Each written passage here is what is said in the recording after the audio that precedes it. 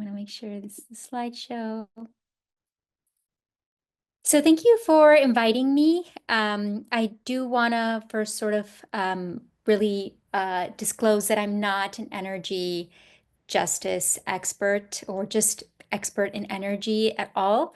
So I was hoping that I was wondering if this was going to be a little bit smaller and we could have a little bit more of discussion so you could also help fill in some blanks that are not part of my expertise. Um, what I prepared for today is really mostly based on what feminist science and technology studies work does.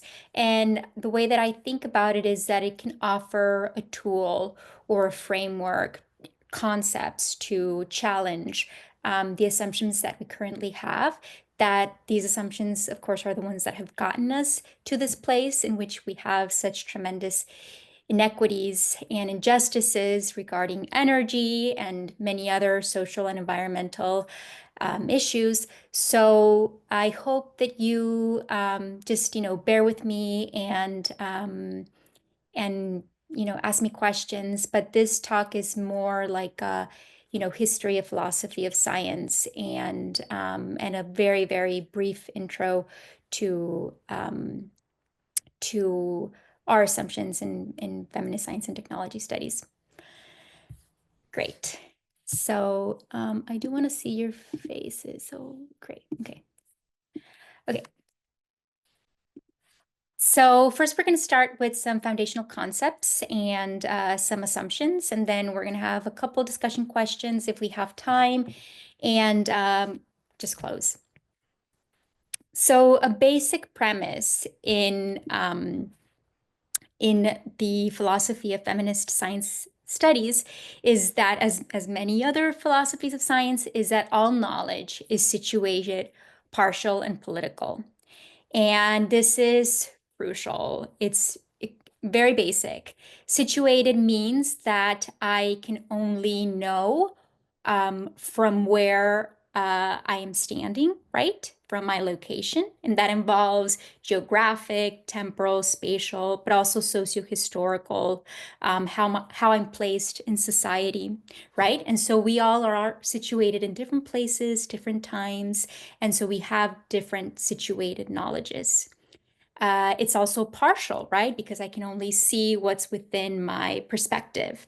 I can only see what is approachable through the tools, the frameworks, the technologies and devices I have, right? So even in science, for instance, looking through the lens of a microscope is very different than looking at a phenomenon through X-rays or remote sensing, right? So in that way, it's also partial. It's not all encompassing, right? And it's political, right? It has power. It's created through power, and it has an effect. And so we have to be very careful to be attentive to the power that it carries. Um, this also is very critical to challenging notions of what some feminists call like the God's view or bird's eye view of a phenomenon in which it's supposed to be your view is like nowhere and it's completely objective. And so we say it's not, it is actually situated, but that doesn't mean that everything is relative. We can't have any orientation in this world. What we're saying is it's important to be upfront and critical of what these positions, these situations are, and what are the tools and devices and frameworks and languages and theories that we have, the concepts that we use in order to know, to be very uh,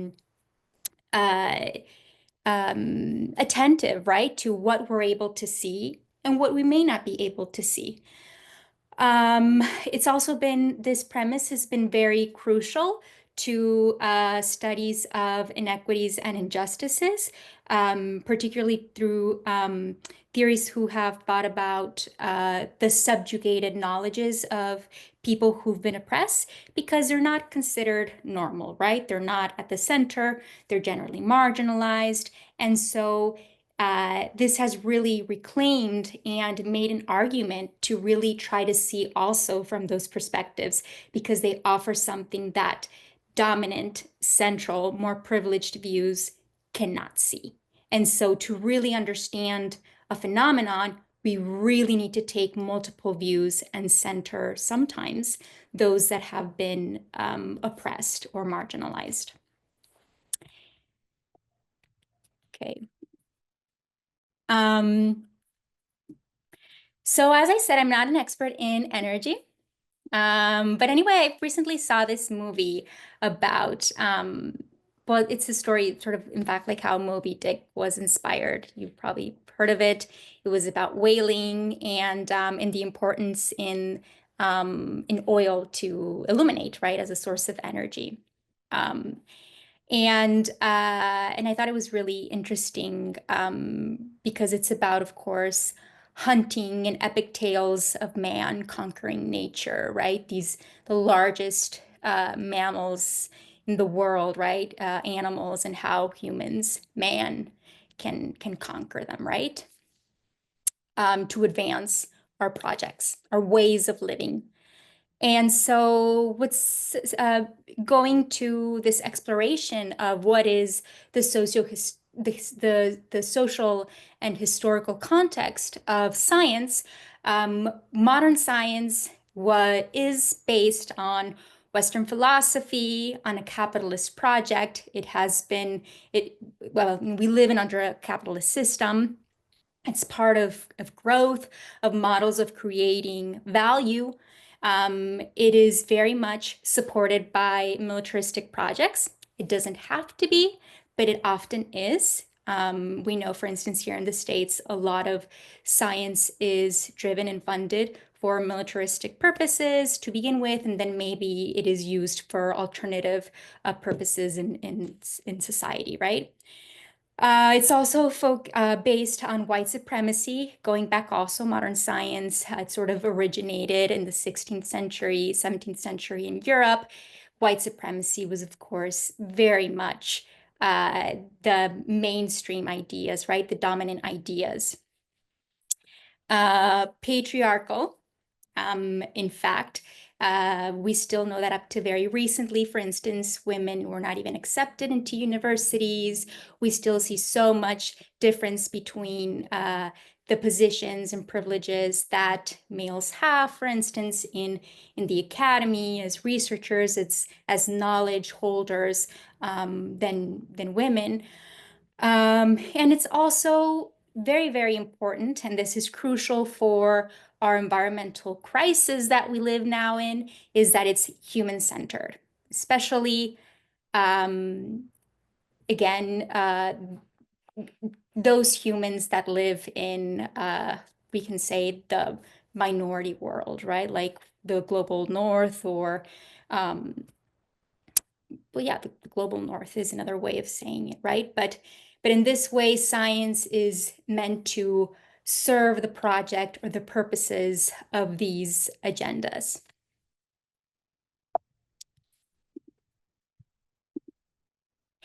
And something that's very basic, and I don't know if you are all familiar with this history, but I just kind of wanted to put it back because it's very central also to when we look at the history of our fields and of science, is that here's René Descartes, and that it's based on the dualism of mind and body. And of course, there's also been so much literature that challenges these ideas, but they're still very, very prevalent and very deeply rooted.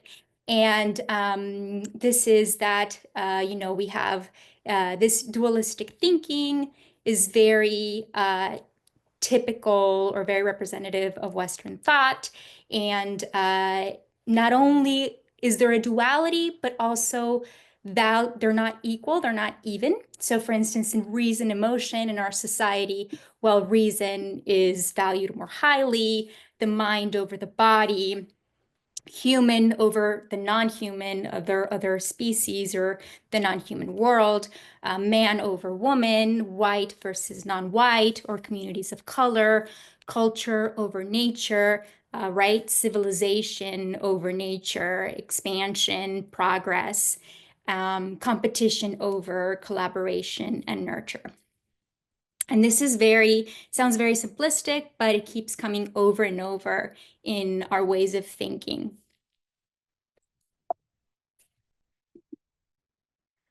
So this has led, as many philosophers or scholars of science, that science and technology, of course, are not neutral and they're not exactly objective, but they can also they have a foundation of serving a purpose that is actually violent sometimes.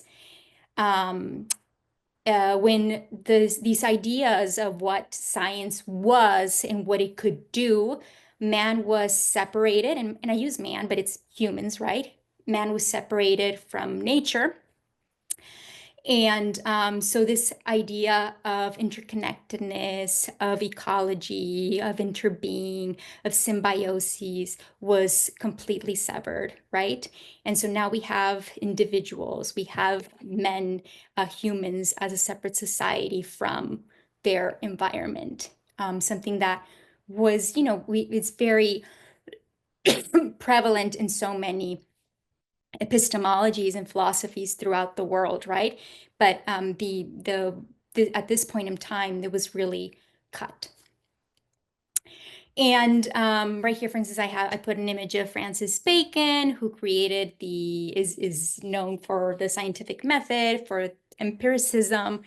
And part of his method was the way in which, even in his writings, he uses sometimes words and expressions that are in fact violent, that talk about extracting nature's secrets. And nature here means the non-human world. It also means woman. It also means communities of color, right?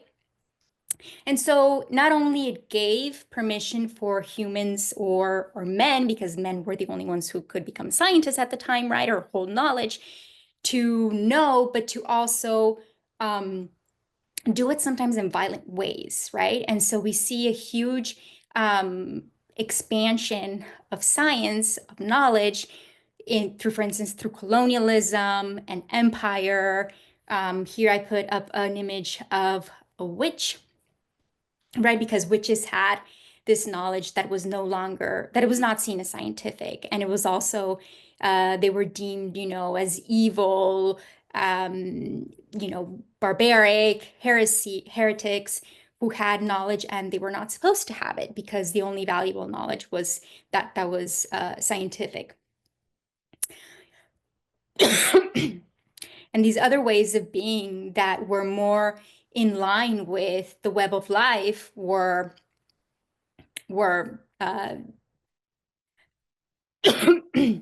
sorry, I have something,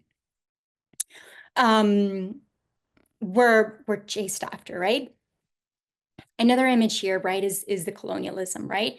And how this was not only for scientific purposes, but it was even like part of a divine of God's what do you call it? Like God's mandate for humans, right? For Western Europeans to expand and to extract and to colonize. And yeah.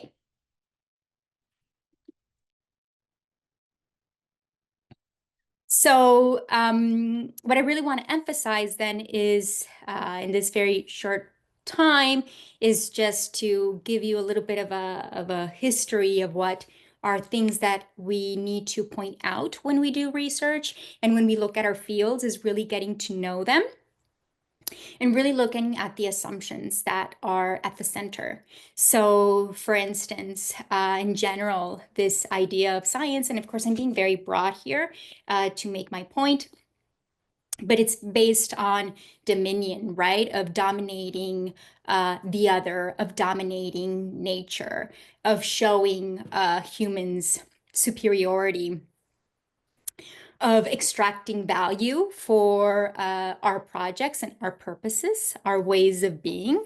of expanding, of growth, of taking over, of taking more, of assuming that what is out there in the world is for us to take, and to take as much as you can before others show up or before somebody else wants or needs something, right? So it's also very competitive. It's based on competition. This image right here, of the Hoover Dam, I think, exemplifies very much these ideas, right? This was built during the Great Depression. It was a major project that, was to to expand cities, to bring in economic growth. It has had a very severe environmental impact over the species, over the river, over the delta. The Colorado River, we now know, is almost well, there's severe concerns of it disappearing. And it's all to create, right, economic growth and expansion, and to live with nature, not exactly in a sustainable way, right?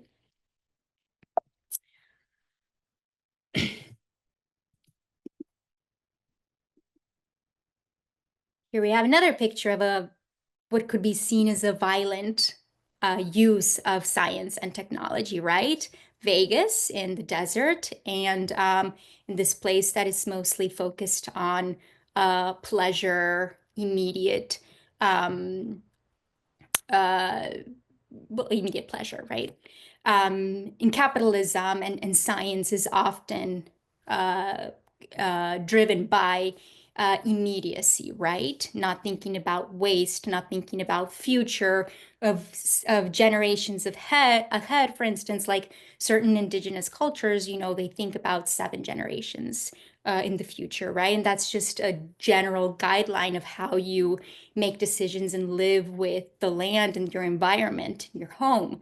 Um, Private property is also central, and this is really important. It's critical because there is no commons, right? It's all privatized, and it's not equally privatized, but it's mainly consolidated and very unevenly, and which leads to tremendous inequalities, as you all know. On individualism, so there is no there it it is against ideas or notions of, as I said, of the commons, of the collective or community. And this is also very important because it's about what you can do for yourself, not what you can do for your community, or of caring for each other.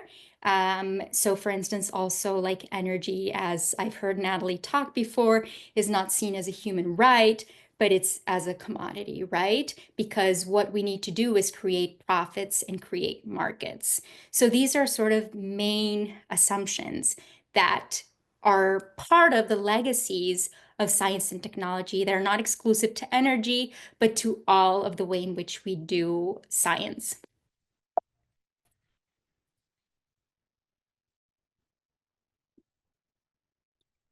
So, I have some questions, but I don't know if you'd like to move on. I'm sure that Natalie has wonderful discussion points too, and maybe we could address these at the end. Elsa, what do you think? Yeah, that sounds great. Thank you so much for that, really helpful background. I think that's exactly, yeah, where we don't have a lot of these things, as you're mentioning, it's not really the foundation of how we think about energy or some of the more kind of engineering or science heavy fields. So, yeah, it's really Yeah. helpful to have that background. And yeah, and now we'll kind of shift over to some of Natalie's work, which I think kind of speaks to where the rubber hits the road with some of this theory, and then how it actually is then being manifested in terms of the inequity that we see in the energy space. So yeah, I'll just briefly read Natalie's bio and then we'll hear from her. So Yeah. yeah, Natalie Espinoza, Program Manager of the Energy Coalition. Natalie leads community outreach and engagement initiatives for the Energy Coalition and facilitates their Environmental Justice Advisory Committee. With over a decade of experience in energy efficiency program education and engagement, Natalie is dedicated to advancing environmental justice and sustainability in underserved communities. Thanks so much. Awesome. Thank you. I am okay, there we are. I'm struggling to find the share button.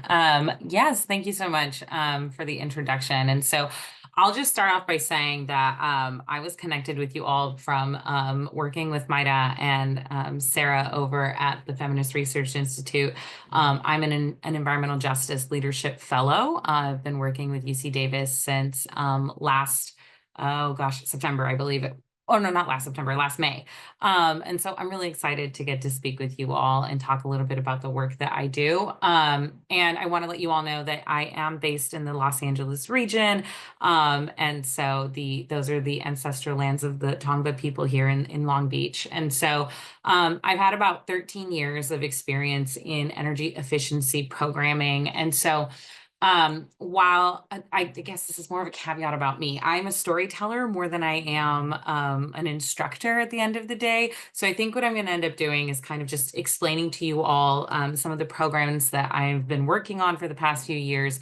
And then we can kind of extract some of the questions from there about any themes or anything along the lines of how we're working against the systems that have been put in place that have made some of the programs that I implement have to be created in the way that they've been created. So I'll just say, yeah, as a reiteration, managing outreach and engagement efforts across various programs.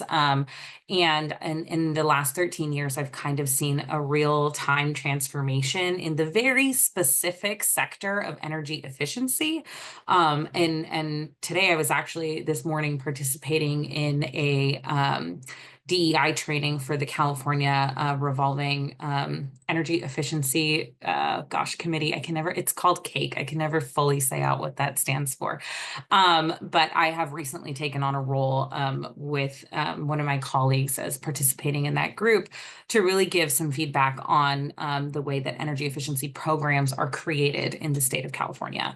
And one of the things that training we talked about today was how originally in the state and really I think across the nation, energy efficiency policy and programming came from the thought for utilities to manage the amount of energy load that they were going to have to be responsible for and what was their bottom line.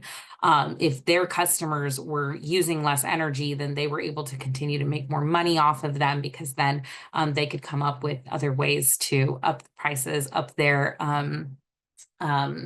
what's the word I'm looking for? Rates, the utility rates.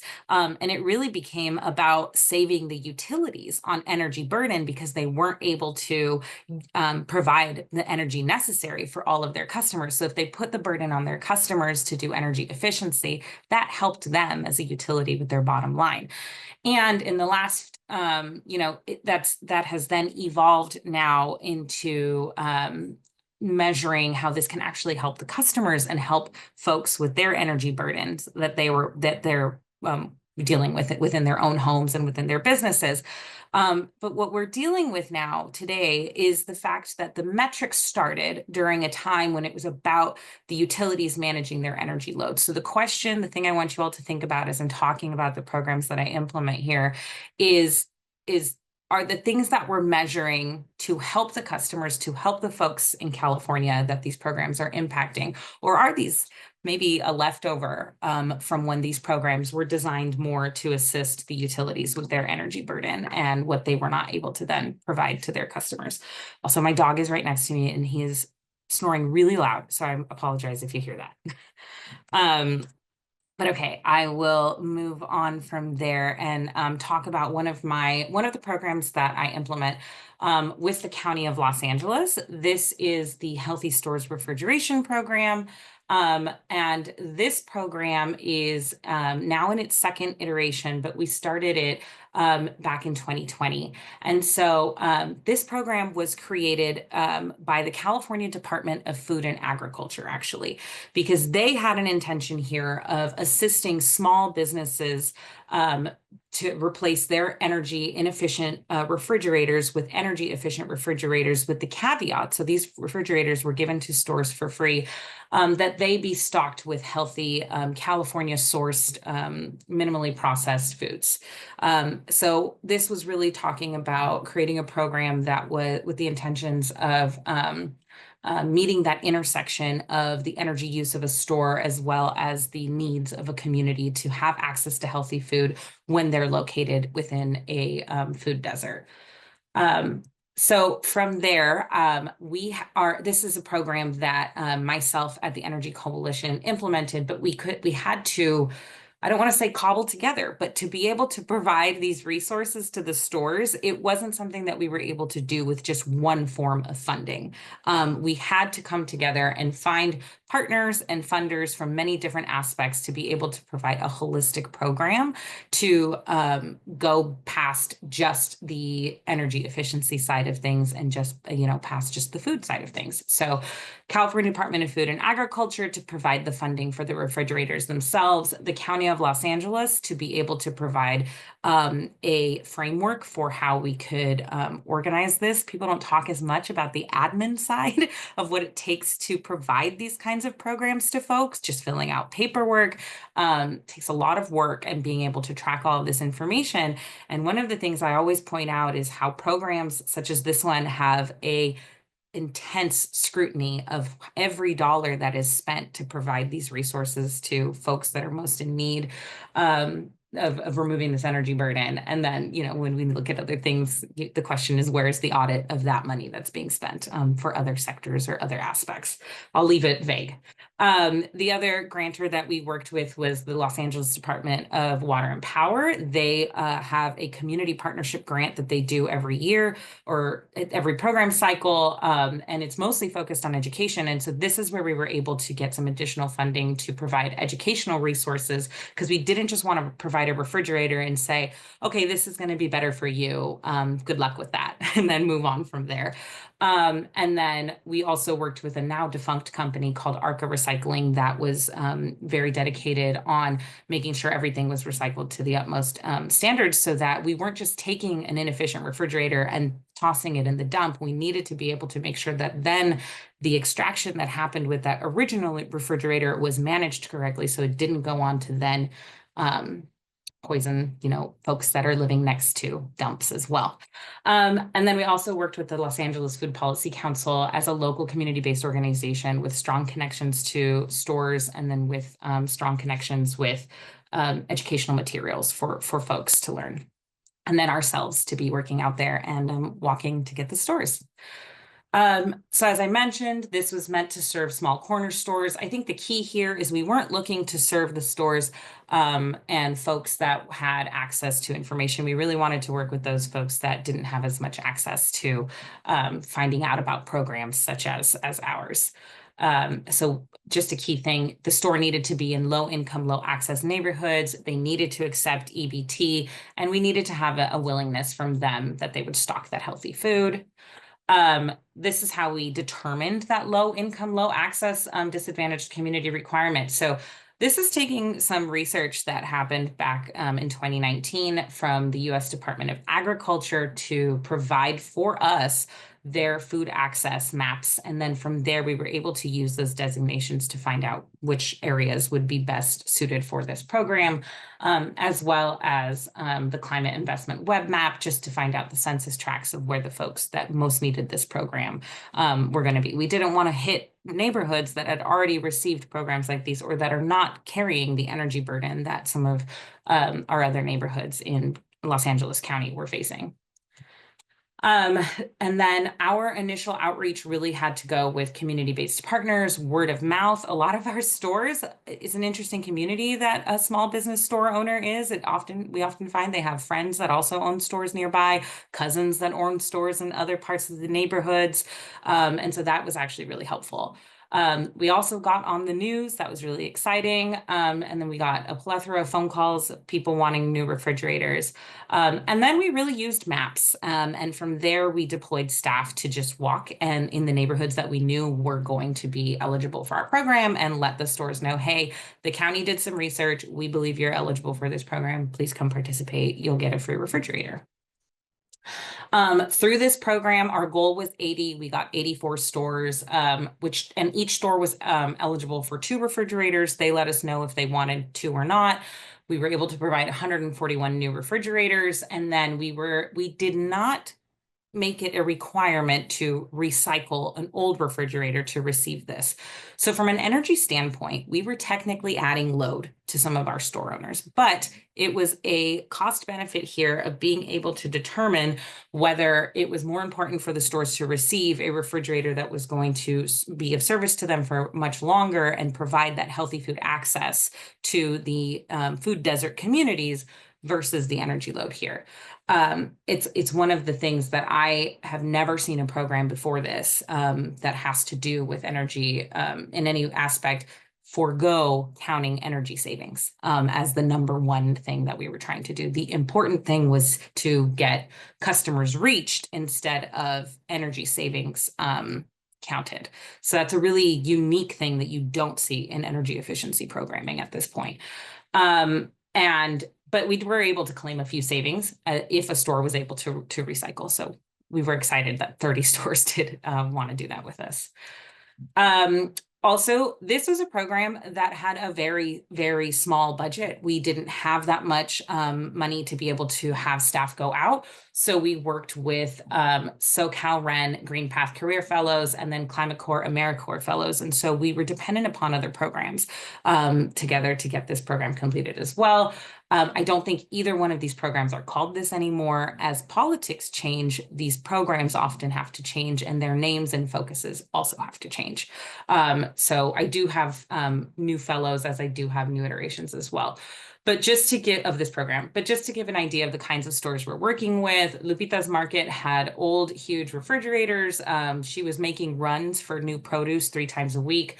Once she got her new refrigerators, that went down to a 1 time a week produce run because she was no longer throwing away product that was not lasting in her refrigerators. And then George over here had the community food bank. His store is a pay what you can kind of store. So on top of it providing healthy food to a food desert, he was also providing a resource for low-income folks to be able to have healthy food in their homes.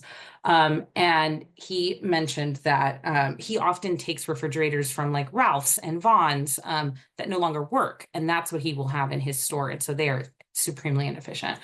So we were really happy to help him, real happy.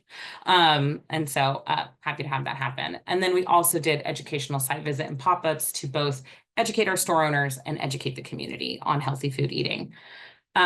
We had store pop-ups we had 68 pop-ups. We did additional collaborations with LA County, and we just had community members from all over the place getting to see the good word of energy efficiency and healthy eating.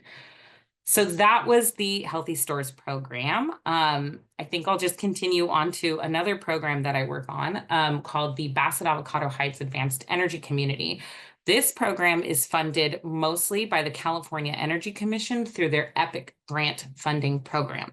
I want to talk a little bit about EPIC grants. For the most part, we call this program Bassett. Bassett is more unique than some of the other programs. EPIC grants are usually meant for research. And in the past, they have a much higher occurrence of utilities using those grants to research new technology. So things like hydroelectric, new technology there. And there has been a lot of questions in the past about how that research that these utilities are using these dollars for is negatively impacting communities. Because for a long time, you would get an extra point on your application if your project was funded in an area that was considered a disadvantaged community. And it started to be that they would just do certain research projects in those communities, and then they'd never talk to the community. The community didn't necessarily get to have a say in whether that project was happening in their community. And then once things were completed, the question was what was happening with that technology that was now left there. Granted, anecdotal, don't like hold me to any of that, but that is what my understanding of all of this is. And so Bassett as an advanced energy community is a bit more unique. And it is something that also launched in 2020. Side note, don't launch an outreach project in the middle of a global pandemic that is also highly impacted by climate change as you're trying to do these kinds of things. But we started in 2017 collecting data for our community to see if it was a community that wanted this kind of project in it, and if it was a community that would like an advanced, some of this advanced energy to happen for them. It had many aspects to this, but the main thing I've been working on is the Advanced Homes Project, which was getting folks free solar panels and battery storage on their home, plus some additional amenities. So I have this in English and Spanish because it was outreach slides that I used for other events. The area that we did this project in is mostly in the city of La Puente in the San Gabriel Valley of Southern California. But we did also touch on parts of Whittier, City of Industry, West Covina, Baldwin Hills, or Baldwin Park, and South El Monte and El Monte. This is our original service territory that we were trying to outreach to. It is a mostly Latino population.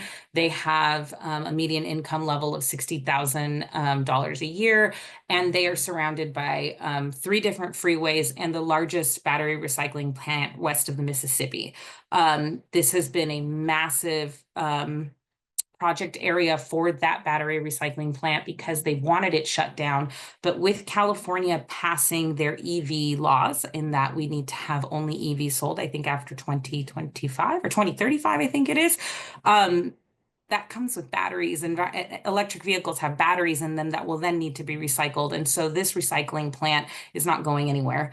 And it is going to continue to affect the air quality for this community for a long time. So getting this community to a advanced energy status where they could have resilient product or resilient technology put onto their homes so that they could breathe clean air and not be displaced due to these policies that have been put in place, things that they had no control over, like batteries, battery recycling plants, and roadways being installed, is important because they shouldn't have to give up their homes. So we were able to do additional technologies for them in their homes on top of the solar installations. We had a goal of 50, but it was really hard. Our program eligibility required that folks were homeowners, but also low income, and also had roofs that had been replaced in the last 10 years. And so that is where I'm talking about how some of our energy policy is written in a way that it almost feels like is not rooted in reality, because offering a program for homeowners and then asking for low-income homeowners in Los Angeles County, and then to also have a roof that had been replaced in the last 10 years feels a little, I don't know, it feels a little crazy saying it out loud. I'm like, in what world would a low-income homeowner have replaced their roof in the last 10 years and be eligible for our program? So it took a lot of work, but we were able to go out and find some really good participants. In addition to all of this, as interesting as it sounds, even with the battery factor there, we also were able to provide electric vehicle charging installed in people's homes. But we didn't want to just install it in one home and leave it there for that one family. The intention here was for it to be a community-based charger so that the community could have access to this charger, so that folks could, if they had EVs and didn't necessarily participate in our program, they now had a new place to charge their home, charge their vehicle as well. Like I said, way too many slides. So this is what we were talking about with the services provided. This is the eligibility requirement, just to drill home what it means to be low income in the state of California to participate for these programs. 1 to 2 people in a household need to make up to $40,000 a year, which is both. It's just kind of hard to think about that person then also owning a home at the same time. And then they also needed to live in our areas. So we did have to expand our area. So if you remember, our original area was just around this area here, and we've expanded to the participating cities to be able to continue on with our project. So Okay, so that was the Bassett project where we're trying to, to sum it up, provide folks with the necessary means to have a resilient home in an area that is going to experience, I think, above 90 extreme heat days moving forward. That's right next to that battery recycling plant that is going to have to deal with rising utility rates. I will also say anecdotally this week, we received 3 different phone calls from homeowners whose power was shut off because of the fires. And then for whatever reason, their solar panels didn't turn back on. Their batteries were miswired. And we've had to deal with also that aspect of going back to homes that were already built to be resilient. That has been the approved resiliency measures for their homes, and make sure that they were still having that energy go into their home so that they could live comfortably as well. Yeah, it's a wild time to be in Southern California. That's what I will say. Okay. One more thing I wanted to talk with you all about that I think may have a little bit more to do with policy today than anything else I've spoken about today. This is the Southern California Regional Energy Network. The SoCal-REN is funded by California ratepayer dollars. So those are that public purpose charge that we all pay on our utility bills. If we are customers of Edison, PG&E, or San Diego Gas and Electric. And then they fund these programs here. SoCal-REN, for a really long time, was only doing finance programs, multifamily programs, and public sector programs. In the last year, their business plan has been approved to do a plethora more of programs that they have submitted for. So something that I want to point out about SoCal-REN is that it was a brand new concept in 2013, the regional energy networks in the state of California. Because before then, all those public purpose rates that we were all paying were going into programs that then those same utilities were designing and implementing. So back in 2013, you found a program that provided you with free LED light bulbs. It was most likely a program that Southern California Edison had created, and then you had to go through them to figure all that out. So through some proceedings, local governments said, hey, we feel we should be the ones implementing those programs. Here's our ideas. And this California Public Utilities Commission has approved of that in the form of regional energy networks. And in that same ruling is where we were able to do community choice aggregators as well. Again, I don't claim to be a full expert in all of that. And if I've messed any of that up, anyone is welcome to call me out. But this is what my understanding has been so far. So like I mentioned, in 2023, SoCal-REN was approved to do a lot more programs. And one of those programs that they were given funding to do is something called the Community-Based Design Collaborative, which is looking to iterate further on who is actually creating programs for Californians to be able to access through those ratepayer dollars. So I totally forgot to mention, the Energy Coalition is a 501c3 nonprofit that implements energy programming. We got started in education and have iterated on to do all of these other programs. Totally forgot about that part. That's why I do all this work. So we were selected to implement as well this community-based design collaborative. And so the goal and intent of this collaborative is to encourage community involvement in energy efficiency programming, delivery, and design. We are looking to bring together community-based organizations, CBOs, to be the stewards of their communities, to let us know what these new energy programs should be looking like, and these programs become more relevant to community needs. So what we're doing right now is working with the partners to develop a framework for how SoCal-REN can work with CBOs to identify and fund locally focused energy programs We're asking them to partner with SoCalRen to share their insights with us about their community needs, to consider pilot parameters, so a pilot project, and the types and the cost that those programs can have. Sorry, my my light is right in my eye.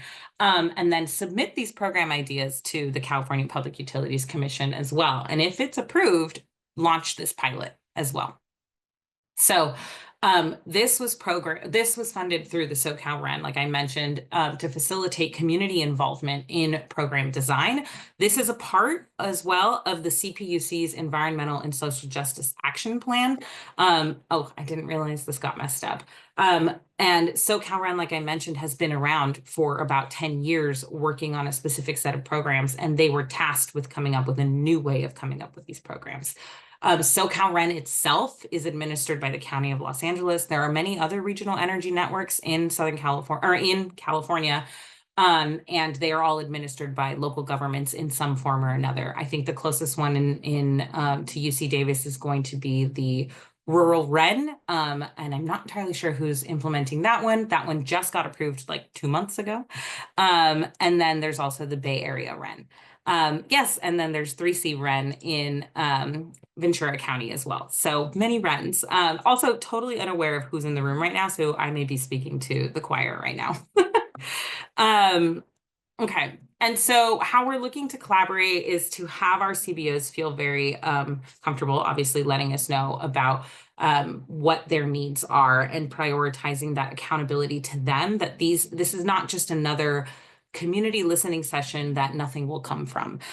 We are also looking to build up everybody's capacity on everything I've just mentioned about how California makes these decisions, because we did not want to be we didn't want to leave out CBOs that weren't energy focused. We wanted to make sure people that had backgrounds just in the community health or in air quality or in any one of those, any sector really that could have anything tied to energy would be able to participate with all of us. And we are going to have 5 meetings. Our first meeting is in 2 weeks with our CBO partners. We're looking to have those communications be facilitated and respectful, and then working through community outreach strategy, how we will be weaving environmental justice throughout this process of building these new programs. Also talking about that program budgeting and make sure folks know what it takes to budget these types of programs in California. We want to make sure they know what types of energy efficiency programs already exist and bring together those proposals and that evaluation and selection for them.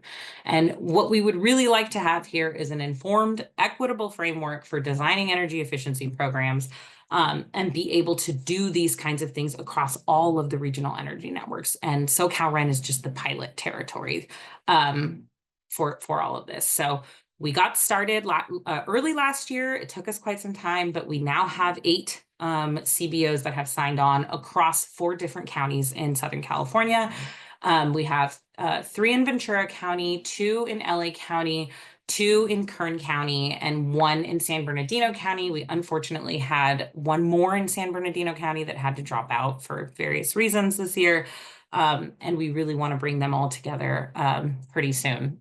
We're going to have our first meeting in Lancaster to be able to have folks come in person and go from there. Anyway, that was a lot. So I wanted to go ahead and open up that discussion. I could stop sharing my screen or go back to any slides if anyone had any questions about that or anything along those lines. I hope this was helpful or informative for you all today in any way.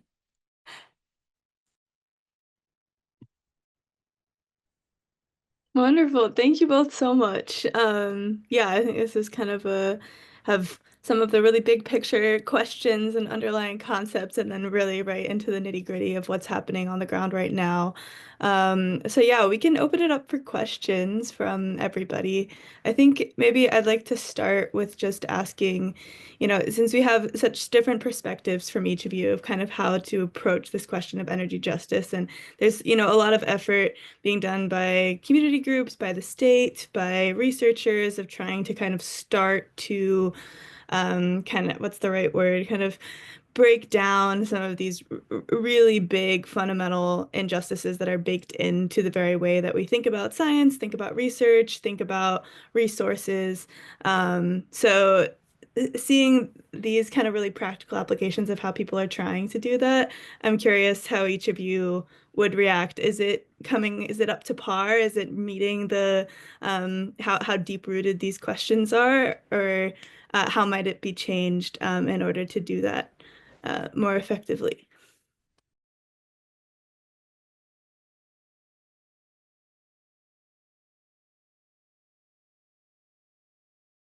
As I said, I'm not an expert in energy, but I do think that a lot of the interest or investment in energy is towards greater production of energy. And so to me, that requires more extraction and exploitation of our natural world and of laborers, communities who live in different places and um, uh, as well as of course other species, right? It's a multi-species endeavor. And so I would really question the logics of growth, of indefinite growth, I mean, today we don't even think about the Earth as our limit, but thinking about even other planets, right? And satellites, right? I think to me it's just such a contrary to creating a more livable world. So how much energy do we truly need? When we ask we, who are we really talking about? And so I would advocate for questioning that paradigm, that system, and thinking about even ways of degrowth, for instance, because I don't think that uh, this this way of thinking of more and thinking that technology will always be a fix um, is the answer. So I would just central question challenge that. Yeah, thank you. Natalie? Well, I think that what I've seen more lately is different organizations having to kind of write it in that it needs to be done differently. I'll say for our even the Healthy Stores program, we had to write in an additional aspect of education to make sure people were aware of what exactly was going on here, because there was a one goal, and the goal was to change the refrigerators, and that was it. And so basically, what I think I'm getting at more is that if we don't look at things from a holistic approach, which I think is what Maida was kind of getting at anyway, it's like being more holistic in what it is that we're trying to accomplish is really where we need to be going. And I see it happening like incrementally, like very, very small little lines written into those RFPs, the program requests, that I'm like, okay, there was one line there, and I'm ready to design my entire program off that one line asking for equity, because otherwise everything is just focused on growth, growth, growth. Is what I'm seeing as well. I think I answered the question. Yeah, for sure. Thank you. Yeah, one question in the chat: can we reform or revolutionize our energy system to deliver the benefits we need without being motivated by profit? Do you see the barriers as being mainly ideological or technical? I think that's for both of you. Yeah, it's a really good question. I think that first, it's very difficult to separate technologies from ideologies, right? Technologies are funded and pursued and developed with particular values and systems, right? So separating them is difficult. Today, in the way we have technologies, they're owned by companies, they work under models of profit. Can we change that? Yes, we can change that. And for sure, I think that when I say that technology is, well, I don't think that technology, the way that we use it right now, the way in which it is owned and the power that it creates, how it's so uneven, I think that it's going to continue to reproduce and exacerbate inequities. For sure, we can absolutely change that. And I hope that we do. Natalie, would you like to add something? Ditto.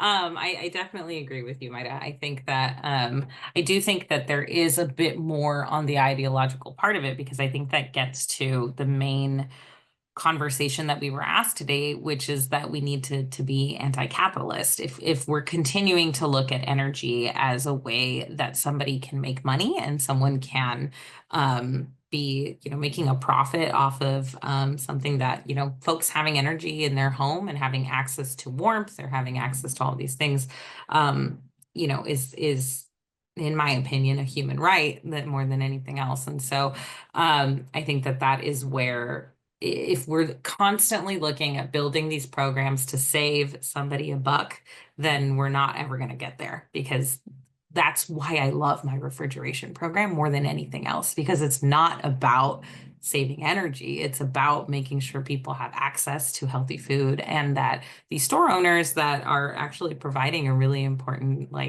through line to building community, are able to do that, and they don't have to worry about the fact that they're using a refrigerator that Safeway threw away 10 years ago, that kind of mentality as well.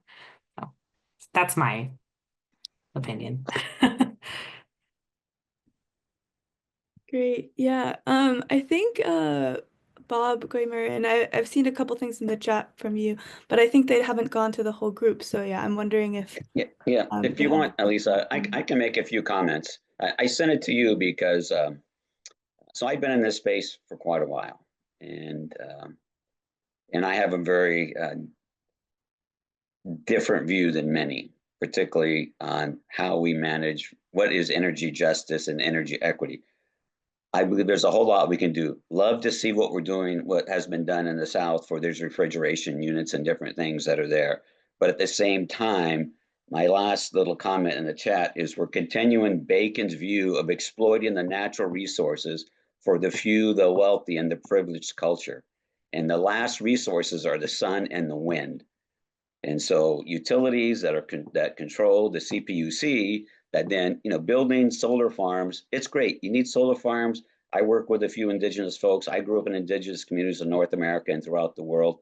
It's great that they can create their own energy in solar farms and have transmission. But the bulk of our population, we don't need as many giant solar farms out in the desert destroying, the environment things, just to transport it hundreds and hundreds of miles and try to give it to the people who need it. So, there are limiting, the CPUC is limiting who can control the sun, what your rooftop solar, balcony solar generation in the US is behind the rest of the world in allowing individuals to control their own energy. And the only way you can get there is if you play ball with the utilities and CPUC. So what really upsets me is for a long time, and today, every time you use a kilowatt of energy, 0.003 of a cent, no matter who you are in California, goes into these epic funds. That's a surcharge on you. That's a unreported tax. And then they turn around and have these epic SGIB programs to give you rooftop solar and batteries for your house, but you have to be a homeowner or you don't qualify. So they have $1.2 billion in 2019 to do energy storage, okay? Well, 45% of those funds came from renters because 45% of Californians rent, and they have no way to even get back the benefits of their own money. So to me, I find it really offensive. And I agree with some of the earlier look at how we exploit people from a resource justice perspective. And I just see the same thing occurring now under the guise of we have to help the planet. Absolutely. We have to do all these things. But we have these fires in LA. It's unfortunate, hugely traumatic. But there were probably 1,000, 1,500, 2,000 homes that the CPUC gave $20–30 million to put those Tesla power walls in those homes, and they all burned up, right? So I think, they need to really think about every individual community member. Now, I lead a startup, and so, I'm constantly pounding the wall, but I'm working with a few regional Sacramento community groups to help bring energy storage and things from a product we're looking to bring to market, so that individuals can control that. But I'm also looking outside the US, because I'm just too frustrated that these utility monopolies are not allowing each one of us to control that resource that comes down from the sky every day. Okay, so that's my perspective. And I put my email in there, and I'm willing to, I think, Myra, some of your comments are right on for where they are, and Natalie's with the work that you folks are doing and how that worked. I'd love to see those extended to every one of those refrigerators that are all those constituents. It's great that you can go to these food deserts, you can get that, you get good food, healthy produce and different things. But when you bring it home, you still have that time lag of how was the refrigerator in your house or your apartment or your multifamily, living that you would. We really need to address it for everybody, just, not those who can afford it. So anyway, that's my soapbox. Okay. Absolutely. I absolutely think that you're hitting on something that was always bothersome about the way that the advanced energy community was written and what we were able to do. Which is why when we applied to do the transformative climate community for the city of Pomona, we included a direct to renter program. And so that has already launched in the last year. I didn't talk about it because I didn't work on it. That was some of my other colleagues. I only wanted to speak about the programs that I've been working on. But you're hitting on something that has always bothered me about these programs, is that there is very little that goes to multifamily living. Even the multifamily programs that some of the RENs have done are to the benefit of the landlords and not to the benefit of the folks that are living in the home. And that has always been something that has been we don't want to add to the problem, basically. We don't want to add to this renter issue already of, okay, so we gave them energy efficient light bulbs and technologies to put into their shared spaces and to put into some of these homes. And then the landlords turn around and start charging an extra $100 to $200 for those units, which is absolutely not what we want to see happen to these homes. And that is why when we developed the TCC Pomona project, the direct to renter portion of that project is direct to the renter. We don't want it to go to the landlord. It is meant to go to that person that is putting their time and money really into their unit. I don't even want to get into how much time and money I put into the unit that I currently live in. And then I don't get to do anything with that now that I've been able to purchase a home. I'm like, I'm just leaving this here for whoever's next. And I know my landlord is going to charge more because I decided to do these repairs on my own personal soapbox. But anyway, I think the other thing to be aware of is, and something that a lot of folks, I don't know how much you all have been paying attention to, the net energy metering that the PUC and Gavin Newsom signed off on for our homes. So even the folks that do want to do solar on their home are about to be like, or they already are because it already happened, because this is what I dealt with for the Advanced Homes project. They're not going to even get to see the best benefit that they could if I've already having spent that money on their solar for their roof. So these are things that people are telling us, and I'm trying to build into my programs, and we're trying to go through, and then the funding is dependent on politics. And that is my other problem with the way that these programs are built, is it's really dependent on who's in office. And that is what's going to get in the way of us really being resilient in these processes as well. No, I agree. So anyway, I appreciate everybody letting my emotions kind of express out here. And you can see some of my comments that I sent to Elisa. Is that how you pronounce her name? Sorry. Elsa. Elsa. Sorry. I have phonetic deficiencies when I visually do things. But so, like I said, my email's there. I actually were looking into a program to get with Ben out at the center and maybe get a few students to do some intern work, to do some assessments on what the energy is actually used in the house. See, my belief is that every apartment, every customer can put between 3 to 5 kilowatts in their home instead of having a big power wall in your garage, you put 3 battery units around your home for your fridge in different places, and they add up to 3 to 5 kilowatts. And you own it. You plug it into the wall outlet. Utility can't tell you what to do. Your landlord can't tell you what to do because you own that side of the wall outlet. And every day you charge it up and discharge it. You put your own. If they will allow you to have a solar balcony, or you put a solar shade on the inside your window. I mean, there are all these things you can do to augment your energy every day. And I believe we have to just do this, in opposition on our own, or the CPUC and the robber barons of energy today are still trying to lay claim to ownership to all this other resources, not letting it come down to us. And they decry the fact that they give all these discounts and things to marginal people and the lower income folks that are out there. But if they just gave them little opportunities, some respect, these kinds of things, by just giving somebody 10% off on their energy bill, sign up for community solar, you get 20%. No one gets 20%. Everybody gets 9 to 10 max. Well, that's $10 a month. Buy their things.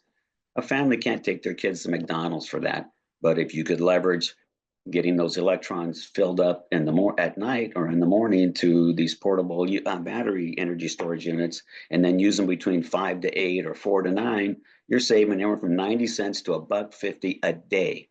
And they don't want to see it that way, right? So anyway, I am trying to work with the SMUD board of directors and some others, and PG&E is now, it's been 5 years. They're starting to think about it, but they want to see the proof is in the pudding. And that's why I'm looking to work with some folks out of Sac State, and my alma mater. Part of it is Davis, and then some folks in the Bay Area for what we're trying to do. So if you have anybody who's kind of interested in kind of what we're doing and like to talk about it, or maybe have some students who want to explore things, please have them get in touch with me. Wonderful. Thank you. Yeah, we can try to I do need to head out from the meeting here. I don't know if some of you are aware, there's starting to be a monthly national energy justice platform going on once a month. The first one starts the 21st next week. I don't know if you're familiar with that, Elsa. I'm not sure, but maybe we can make sure that, yeah, if you want to email me, I can put it in the chat. That gets out. But yeah, I'll turn it over to Carice if you have more questions. Thanks.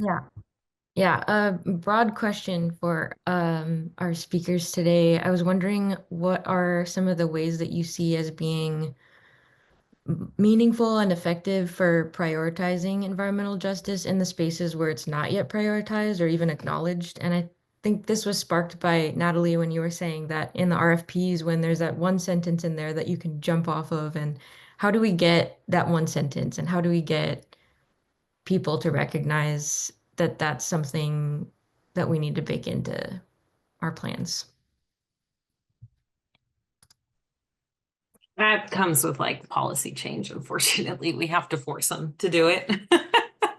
But I think that it also comes with showing up to various meetings that there are across the state that your typical person isn't aware of. There's something called the Low Income Oversight Board that is and anyone can participate in these meetings, that is very interested in being super aware of rate changes and hikes and how that's affecting the low income folks across the state of California. There's also the DACAG, the Disadvantaged Communities Advisory Group, that goes over everything across the CPUC's, well, not everything, sorry, whatever the energy programs are. And you can hear, where that is. They put together a lot of letters that are meant to go towards folks. There was this, I don't know if you all have discussed the order that Newsom put out late last year about getting rid of any inefficient, energy efficient programs that he'd like to see. I was on a 9 p.m. scheduled 8 a.m. call to discuss this basically, because it does seem like there's I don't want to use that word. There's just this hyper focus on auditing these programs. And so the Disadvantaged Communities Advisory Group has put together a letter being very upset with Newsom's office for not having even come to them to discuss what getting rid of some of these programs is going to look like. And so I think that it's going, and I feel like that person saying you have to talk to your policymakers and make sure that they know that this is important to you and that this is what they want to see written into, that you want to see written into these programs, basically. But it's participating in these groups and being able to see how that collective action and telling people that that's what you want to see has to be done. As crazy as it sounds, I keep using that word, as wild as it sounds. California is in a better place than some other places when it comes to writing these programs, because we're not necessarily getting rid of our existing equity language. And the CPUC does have that equity framework strategic plan that they're supposed to be following. So we need to stay on them about, that these things are written in, that their implementers, their program implementers are weaving that into the programs that they are setting up. So Los Angeles County has had to be very clear in those RFPs that certain programs have to meet equity standards from that strategic plan that was written out. So I think that answered the question. Sorry, I can go off on many tangents, but yeah. Great, thank you. Yeah. Yeah, I know we have a couple more questions, but just to zoom it out a little bit again, I'm curious to hear what each of y'all think about this framework of human rights. I think that we talk about that a little bit, like energy is a human right, water is a human right. And there's a lot of discourse about how effective that might be, especially kind of in our current world, and how that's respected or disrespected. So yeah, I guess I'm curious, especially when we're thinking about degrowth or frameworks where like, there isn't infinite energy resources available, whether it's fossil fuel or mineral or any other. If the language of human rights is then potentially kind of just exacerbating this idea of, well, we have to get everybody access to energy, if that's the framework that will really get us to a place where people are able to access the energy needs that they have without this kind of infinite exploitation and extraction of the earth. If either of y'all have thoughts on that, be great. I don't know that I have deep thoughts on it. I wish you all asked such good questions, and I feel like I'm very base level. But I think that the idea really is that we this feels very existential to me all of a sudden. I'm just like, we didn't ask to be born, but we don't need to be mad at people for being alive. The other side of it too. And so my idea, my thinking behind it is not necessarily that everybody should have all this access to energy to be able to run all the lights and have all the AC on and all of these things, but that the important thing is that people have access to energy in some way, and that it's not criminalized that folks are trying to just survive. And that idea, I really think it comes down to that societal thing that we've been talking about of this like forever growth that we need to put a cap on. And there's, I feel like it comes down to this like central feeling of just being and allowing folks to just be. And I feel like I'm going off on a wild tangent right now, but I think that that's more of what I'm thinking about when it comes to energy being a human right. Not that it's necessarily everybody's right to use an exorbitant amount of energy, as much as it is that folks should have access to be able to charge their cell phones, to be able to have access to the world around them, and to sit in a library and be able to be cool and not be overheating during these extreme heat events, or be warm during these cold events. And I think that it shouldn't be that the elites of the world are the ones that have access to all of this. Like, I don't know. Maida, please make me sound better than that. Yeah, I think the discourse of human rights has also been problematized a lot. It often is used to pursue, particular agendas, right? Political agendas. And it often also comes with also notions of individualism and like the self. So, liberal ideologies. And I think that when I think of as a right, maybe human rights is not the best term, but what I would like to think about with right as also the air, access to clean air, access to clean water, access to food, healthcare, is also thinking about really interconnectedness and community and the collective and the commons. So changing one thing is not enough. Just saying, oh, it's a human right, but then not changing the systems or truly our values, like a radical shift, is not enough, right? As you're saying, Elsa. So, and that's a much bigger, challenging project, right? So, and it's truly changing how we view nature as we see ourselves as really nature, as belonging to nature. And that's really different than the ideas that we have today, in which we believe that nature is just available for us to use it to our convenience. That's my sense. Francisco has a Have, oh yeah. Yeah. Did you have a direct response that we can go over to Paco? Not a response as much as more of just another example of one of the things that I see kind of proliferating across Southern California is the use of express lanes on our highways. And my question is, why is it that someone who has more money should have access to not sit in traffic? Like, that's kind of what I think about it too. I'm like, why would we not do public transportation so that everybody has the ability to get to work at the same time? And why is it that if I have less money means I have to sit on the 405 for 30 more minutes than the guy who makes $50,000 more than me, who gets to write off that he spent $11 to travel 11 miles? So I don't even know what it is. I refuse to use them, but anyway. I've heard a counter argument to that that's actually somewhat convincing, and it's let those who have more pay more, right? It's like, oh, they've got Yeah. more money, so let them pay. Right. And they But then pay provide the for infrastructure they for pay other for our roads. people. Yeah, that's true. That's kind of, and I was like, oh, yeah, but I don't know, like maybe you can convince me otherwise. I think I'd buy into it if there was adequate public transit, then I would buy into Yes, that one. I Yeah. agree. Yeah, no, I'm with you. I'm with you. My question was a lot, let's see, less big picture, I guess. And well, yeah, I just wanted to, I was very interested in something that you were saying about like trying to install community chargers or promote that. And the question is, have you kept tracking the situation with the chargers already installed? And have you seen that they actually do share them, or is it that somebody just like took it for themselves?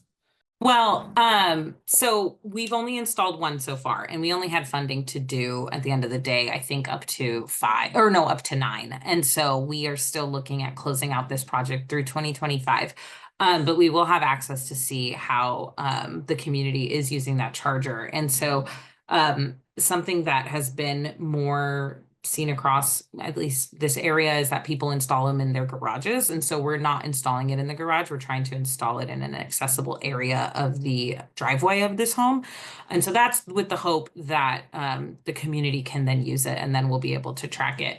I'll say that I didn't like the idea when my team came to me and said, we need you to do outreach for this. I was like, who said this was a good idea? I was ready. I was like, all right, let's see what the community says, because they're going to be up in arms that we are asking them to open their charger to their neighbor. Like, they're going to be ticked off. I am very happy to say I was wrong. We had so much interest in this program, and people want to open up their just a little parking spot right in front of their house to their neighbors, because there's also a small opportunity that they make a little bit of money off of their neighbors charging off of their charger, but it is still a discounted rate that someone would be paying at a like a for-profit charger in a different area. And they care about it. They said, yeah, there's nowhere to charge. No one in my neighborhood buys an EV because we don't have anywhere to charge them, and none of us have the money to pay to have a new charger installed. And so we're waiting to see. the jury's still out on that one, but I'm happy to say I was wrong. People were very interested in providing chargers to their neighborhoods. So, yeah. I was expecting the opposite. I'm so glad that was the outcome of this. I turned to my director. I was like, who designed this? You all are out of your minds. And they were not. I'm really glad. Can Yeah. I have one more really quick? Or yeah? Okay.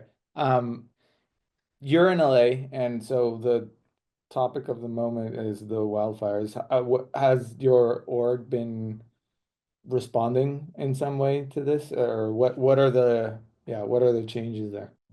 One of the things that happened with the pandemic is that we went fully remote. We do have offices, but folks are not in them at this point in time. And so people are kind of scattered about. And for the most part, our participants in the Advanced Homes Project, we've been working with them to determine if their systems are still working how they should be. One of the big selling points that we did for the Advanced Homes Project was telling folks that when there are natural disasters, the idea is that you'll be able to use your battery so that if you have medically necessary items, they are not going to be turned off. You're going to still be able to have power and AC if let's say it's a PSPS event because of extreme heat or anything along those lines. And for the most part of our 34 people, 3 people had issues. So 30 people didn't have any issues, and we were able to make sure that their systems were still good to go and they were able to do that. And then we had folks reaching out to us like, there's ash all over my solar panel. What do I do? And we were like, please do not get on your roof. And so we're developing how that's going to be cleaned off for them so that they don't have to deal with that. Because one of the things that we did learn once we did a little more thinking about our demographics for the advanced energy community is that a low-income homeowner in LA County is more than likely going to be at the age of 60 or over. So they're going to have had purchased their home a long time ago. And so we don't want to put them in any kind of danger or any kind of safety issues with having this new technology on their home. So that's been more of how we've been changing or addressing the issues there. We have education is another aspect of what we do at the Energy Coalition. So they've already started on some modules for some of the K through 12 programs that we have talking about climate change's effect. We already had that climate change on fire, but like talking specifically about like what it means to have to evacuate in these regions and all of that. So trying to update our materials to what we're allowed to do basically, because they are through the utilities that some of these programs are being paid for. What else have we done? Oh, and then just generally, I don't have my staff doing outreach right now for the next iteration of the refrigeration program. Their health isn't, their health is more important to me, and we will get the refrigeration started again probably in February, March or so. So kind of a little pause. Let's focus on some internal planning and addressing needs as they come through January, and then go from there. Yeah. He sounds like a motorcycle right now. I'm sorry if you hear that. Oh, good. Yeah, thank you both so much, and definitely hope you stay safe down there and everybody is, able to stay in their homes or come back to them. I think we're running right up against time, so I'll just thank you both again, and also just, I forgot to say this at the beginning, but thanks so much for stepping in last minute. Our original speaker had to house family who was evacuated from the fires, so it's obviously all kind of connected back to the reason why we're here around climate change and all the things that are coming from it and that are underpinning it. So just very grateful for everybody to be here. Thanks for everybody who showed up and stuck around, and we'll see you all next week, hopefully, from 3:30 to 4:30. Chris, do you want to plug next week's talk quickly? Sure. Yeah, we have the honor of hosting Linnea Jackson, who's the general manager at the Hoopa Valley Public Utilities District. She does everything from energy to water to fire, utility-related things up there in the valley, and she'll be talking about microgrids and tribal energy resilience. So look out for the blurb that we'll be sending out soon. And yeah, I want to echo Elsa and thank you again both so much. Thank you. And just one thing, next week, actually, Natalie will be here in Davis. We're going to be having the closing and a reception, and that's at the Arc. It overlaps with this, but after this, you can come over. The program ends in 5, so you have time to make it in. At 5, we'll have a reception, so there'll be food, and you can talk to Natalie and other of our EJ leaders and continue these conversations.